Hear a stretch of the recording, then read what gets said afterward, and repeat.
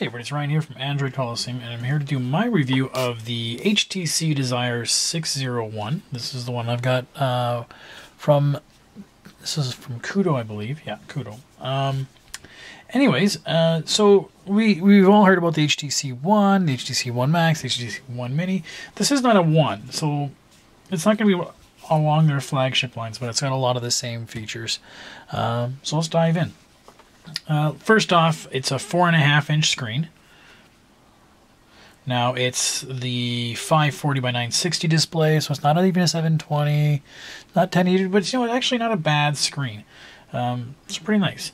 It's got the power button on top, which is weird to try to do screenshots. So they actually have a screenshot button down here if you want to do it from that menu. Your volume rockers are there. You have a back which can come off if you really want to get adventurous. You got to peel it off from there. So you can get the battery, you can get the SIM card, and micro SD card. It's only got 8 gigs of space, got 1 gig of RAM. It's a dual core processor at 1.4 gigahertz. What else? It's got a 5 megapixel camera and a VGA front. Now, I'll talk more about the camera later. Anyways, let's just show you physically side by side of the Nexus 4, just to give you size comparison on that. So about, not incredibly great differences between the sizes there. One other thing it doesn't have is NFC, which I was kind of upset about. But anyways, there is a device. So let's take a look at it. Not bad. I like the back on it. It gives it a little more grip. It allows it to have a little more solid feel in the hand. It's going to get some grease on it, depending on how greasy your hands are. It's probably going to get scratched up, but I like it better than something that's glass. You're less worried it's going to break on that there. But otherwise, it's not too bad. It's perfect size for the hand. For a lot of people, they're going to really like this kind of device. Software side, it's got HTC Sense 5, which is very similar to the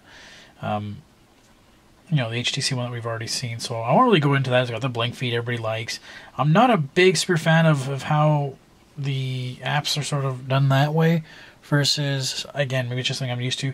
And then if I want to get into settings of it, I have to remember to slide down, and then I can get into the Play Store, etc. But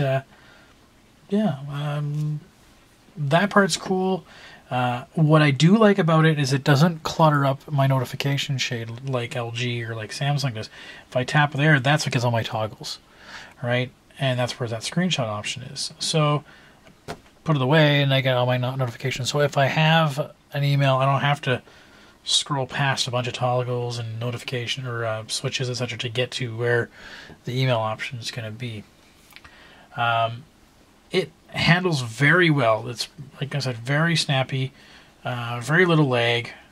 The benchmarks I ran on it are not exactly forgiving. They didn't do too well. But, to be honest with you, I really haven't run into an issue, which was really kind of funny because, I run an app like Dead Trigger 2, and it actually runs very well for what kind of device it is. My Nexus 4 slows down a little bit. Then again, I have a fair bit more on my Nexus 4, but, an app like this, 3D intensive, etc., and it runs very well. I think it's pretty cool. I'll just kind of show you an example. Other things we do have the soft buttons here and there, which again, if you get used to it, I miss having a multitask button, which is kind of weird because to get multitasking, you would think you either hold down back or hold down home. No, you actually have to double tap home. Oops, double tap home, and then you're given the cards that you can flip away. That's kind of weird. It does have the swipe up from the home to go into Google Now, or you can hold down home to go into. Oh no, that was the menu option. Doing that does nothing. You also have the speakers, which are like the HTC One. Very nice, very loud. That's a really nice feature to have. Okay, let's just show you how well it actually handles. Build that, I guess. Back.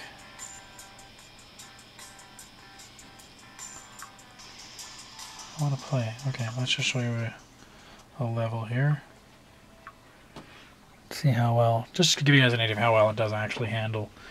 Because I think that's the most surprising thing. You would think dual core, oh no.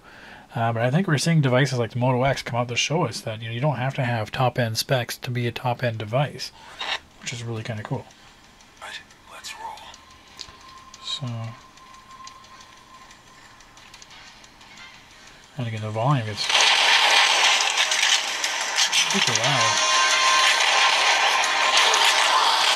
Turn it down a little bit. That could be too loud almost. So, very good screen. Like, it's not lagging down whatsoever. What else we can talk about here? So, everyday usage, like I said, it's handled quite well. I mean, I haven't used it as my daily driver, so I haven't really put it through a lot of paces. But, I mean, it really is handled quite well for the tests I do give it. One thing I really like about it is the camera feature. I mean, now I said it's a 5 megapixel camera. Now, that's not your standard megapixel. It's not quite the ultra pixel which HTC One has. That's a 2 micron size pixel, pixel sensor. The HTC Desire here has a 1.4, so still bigger than a standard one, which is about 1.1. This is 1.4, so a little bit bigger. So I mean, the pictures it puts out are actually pretty nice, and it's got that Zoe feature. So if you want to take small little videos or whatever. This way, I took some pictures. I have them on the blog. You can go and take a look at. They're actually like very nice. One thing I really like about it is HDR. I mean, I'm a big fan of HDR, taking those kind of photos. It actually happens really fast. Oh, well, that took with no flash. Turn the flash off. So I think it's about as fast as the Nexus 4 is, if not a little bit faster. Depends if you had flash or focus ready. That's pretty quick, I thought. One neat thing I really liked about it, that camera feature, was if you go into their gallery, just like how Google Plus does an Auto Awesome feature, I was just, turn on the gallery, and they always like to sort of sort your gallery by events. So any sort of series of photos you take somewhere, etc. You can go by albums, but events. And I turned it on, and I'm like, oh, what's this thing here? Tap it. That's that Zoe I took, right? No, it was a video that it threw together automatically of a bunch of pictures I did in my testing of the camera. So I put it all together automatically for me, just like Auto Awesome does. I imagine you can go on and you can edit those functions and play around with it. But I mean, a really cool kind of neat feature that it did it for me. I didn't have to say, oh, go do this. It put it together for me, and then I could choose to save it or not. So that, I mean, that was really cool. And I think that's a standard Sense feature. I just never really noticed on the One. What else? So I got the camera features. The battery itself seems to be lasting okay. I mean, I'm not looking for anything fantastic. It is a smaller screen. It is a smaller resolution. Take it for what it is. It's doing quite well for that. Yeah, I mean, right now this device is $300. I get that on contract. That's free. So not a bad price for a lot of people who are looking to upgrade from, let's say, a couple of years old, like an S2 or something, but don't want to spend a lot of money. This would be a nice little option. I mean, it has LT for that price, which is something you don't get in some other models. Okay, so that's the HTC Desire 601 here in Canada. I'll have a full review on the site. See you later. Ciao.